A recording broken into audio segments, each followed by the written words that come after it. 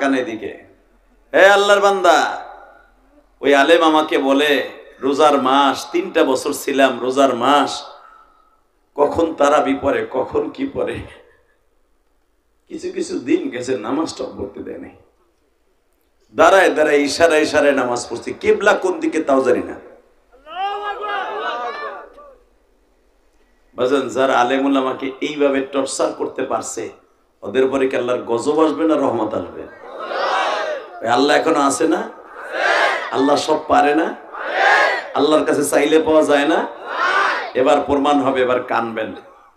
আব্দুল্লাহকে মাইরা, ওই ছেলেটা 27 বছরে আব্দুল্লাহ, ছেলেটার নাম আব্দুল্লাহ ছিল, মিশরের ঘটনা ইমাম থানবী তার কিতাবে লেখেন।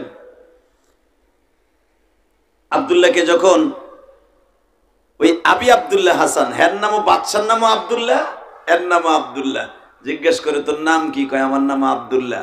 তোর বাবার নাম কি? আব্দুল করিম। তোর মার নাম কি? সুমাইয়া। বাড়ি কই? রহমতপুর। কোন দেশে? মিশরের এক ক্যানালে। এখানে তুই মরার লেগেছিস কে? তুই আমার মেয়েটা বিয়ে করে লেগেছিস কে? আব্দুল্লাহ বলে, আমি একজন আলেমের কথা প্রমাণ করার জন্য আসছি। আলেমের কথা প্রমাণ কি? আমার মেয়ে বিয়ে করে লেগে না। আলেম কইছে সবার মতো চাইতে হয়, চাইলে সবই পাওয়া যায়। আমি সবার মতো চাইছি, কম চামুক, আমার আল্লাহর কাছে দিতে তো আর কম দেয় না সে। আমি চাইতে চাইতে আপনার মাইয়ে ডারি চাইছি। আল্লাহ যারা আল্লাহ করে আসতে কয়েক বাড়িঘর তুমি চিনো, ও জন্য সারা জীবনে ভ্যান চালাই খায়। এমন তো হলে না, জোরে কইস তুই ট্রাক চালাতে, আরো জোরে কবি বিমান চালাবি, আর যদি কমে কস তো তুই সাইকেল চালাবি।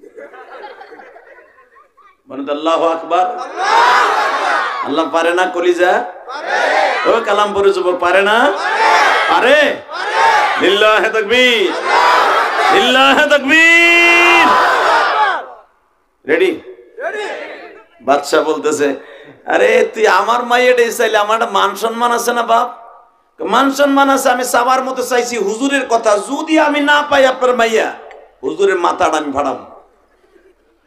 মিথ্যে কথা কি লিখে ওয়াজ করে?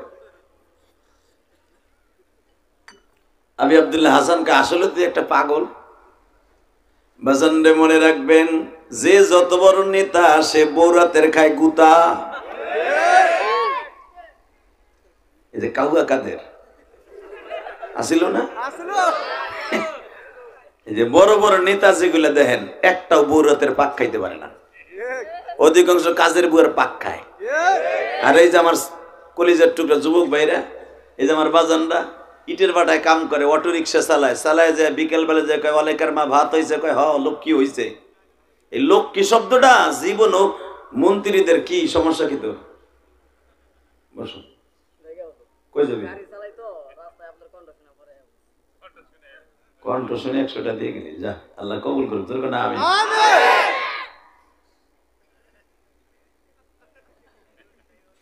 আল্লাহকে কবুল করেন, হেদায়েত নসিব করেন।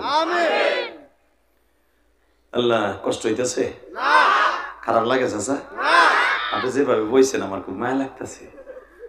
আল্লাহু আকবার। এই সমস্ত মানুষই জান্নাতে যাবে, আলহামদুলিল্লাহ বলেন। দেখছেন কি সুন্দর ছোট্ট হয়ে পড়ছে। আল্লাহকে এই চাচা এমন একদিন ছিল, কালাম পরে ওনার কোদনিতে আর ওনার জারিতে ফ্যামিলি কাঁপছে। আজকে হার সমাজে দাম নাই, ঠিক না বেঠিক? হে যুবক, তোর একদিন সমাজের মধ্যে দাম থাকবে না, যেদিন তোর শরীরের শক্তি থাকবে না, পয়সাও থাকবে না। তাকা ওইদিকে। আবি আব্দুল্লাহ হাসান বলে, তুই আমার মায়ের চয়েস করছো, ঠিক আছে ব। বোর কাছে যে কয়, হনস কি হয়েছে? কি তোমার মাইয়া বিয়ে করার লাগে এক আব্দুল্লাহ আইছে। কয় কই? বইটা কেন বহা? কয় তো হবু জামাই একটু দিয়ে আসি। বাজানরে দেখবেন, যে যত বড় নেতা তার বউ কিন্তু তত বড় নেতা। আবি আব্দুল্লাহ হাসানের স্ত্রী আব্দুল্লাহর সামনে দাঁড়ায় বলে, আব্দুল্লাহ রে, তোর বাড়ি কই গো বাবা? আমার বাড়ি রহমতপুর জেলায়, মিশরের কায়রোর যে কোনো একটা থানার মধ্যে। জিজ্ঞেস করতেছে তুই চাওয়ার মতো কি চাইলি? আমার মেয়েটাকে চাইলি? কয় হ্যাঁ।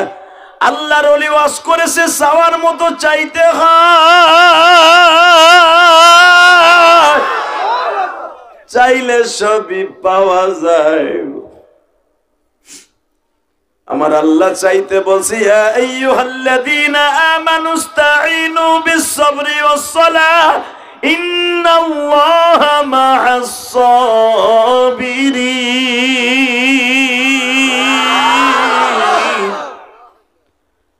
বান্দা আমার কাছে চাইবা সবর আর নামাজের দাদা।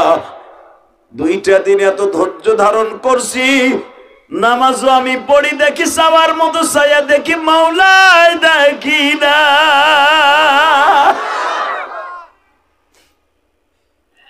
বাদশার বউ কয় চাওয়ার মতো চাইলে সব পাওয়া যায়? কয় হ্যাঁ। তুই 52 সাত চাইলে পাবি? কয় আল্লাহ চাইলে পারে। কত বড় বিশ্বাস, ঠিক না? সাথে সাথে কয় চল আমিও চাওয়ার মতো একটা জিনিস চাইবো। সল্টু হুজুরের কথা লেখা না, এটা ইমাম থানবীর লেখা। দরকার মারহাবা। আব্দুল্লাহকে নিয়ে দাজলা নদীর পারে গেছে। সেই ইরাকের সবচেয়ে স্রোতওয়ালা নদী দাজলা নদী, ফরাত নদীর ক্যানেল যেটাকে বলা হয়। আল্লাহ এই নদীটা আমাকে দেখাইছে, আলহামদুলিল্লাহ বলেন। মিশর এবং সৌদি আরব, ইরাক এর মাঝখানে সবচেয়ে স্রোতওয়ালা নদী এই দাজলা নদী। আর এই দাজলা নদী কিয়ামতের আগে এই নদীর পানিটা লাল হয়ে যাবে আলেম ওলামার রক্তে।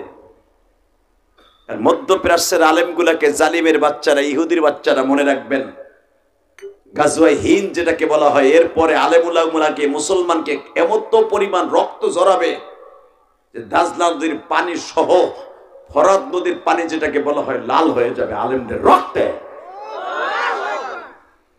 আসতেছে সেই সময়টা। ওই সময় আসার আগে ইমানকে তাজা করতে হবে। আল্লাহু আকবার জোরে বলো, জোরে জোরে আল্লাহু আকবার জোরে বলতে হবে। সময়টা আসার আগে ইমানকে তাজা করতে হবে। কোন বাতিলের সামনে অন্তত এই কালামপুরের মুসলমান মাথা নত করবে না। শুনতে পাইলাম এই মাজারের বিরুদ্ধে, মাজার পূজারী যারা, ওরা আপনাদের বিরুদ্ধে মামলা করেছে। এই সিরাজি সাহেবের, সিরাজ ইউসুফ বিন সিরাজের বিরুদ্ধে মামলা করছে, এই সমস্ত আলেমদের বিরুদ্ধে মামলা করছে। কয়টা আলেমকে ধরে নিবা? এখন আর শেখ হাসিনার জামানা পাইব না। কি আগ করে রয়েছেন কে? কিছু কন, আপনি তো আমার ভক্ত। যুবক আমার সাথে ওয়াদা দে, ৩,৫০০ মানুষকে তারা মামলা দিয়েছে শুনলাম। ৩,৫০০ না ৩.৫ লক্ষ মানুষকে যদি কালামপুরে মামলা দেয়া হয়, একটা মুসলমানকে যদি এই মাজার ভাঙার অপরাধে অ্যারেস্ট করা হয়, কালামপুর পুরা পিচঢালের রাস্তা রক্তে রঞ্জিত হয়ে যাবে। রাজি আছো না নাই? কে কে রাজি আছো? আর একবার আল্লাহকে হাত উঁচু করে দেখায় দাও। আল্লাহু তাকবীর, নারায়ে তাকবীর, আল্লাহু আকবার। দুনিয়ার মুসলিম দেখো দেখো, দুনিয়ার মুসলিম নারায়ে তাকবীর।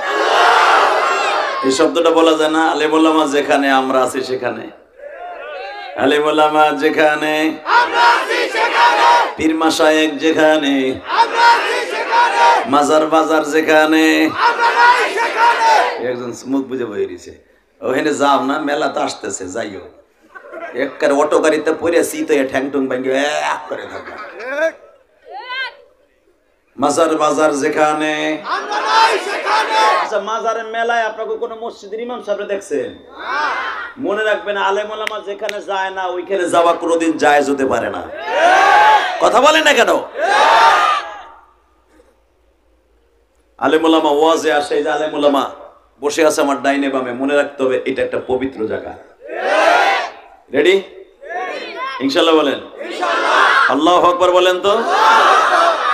ঠিক আছেন তো? এবার লোকগুলা ভাবছিলাম চিল্লে মিলে চাফা মুখ, কই ঘরে তা বেটা বাইরেই নেই, মসুরিতে নেই, মানে ঘুমাইছে আজকে। এই মুসলমানের সন্তান, এবার আমার দিকে তাকাও। এই জমিনের মালিক কে?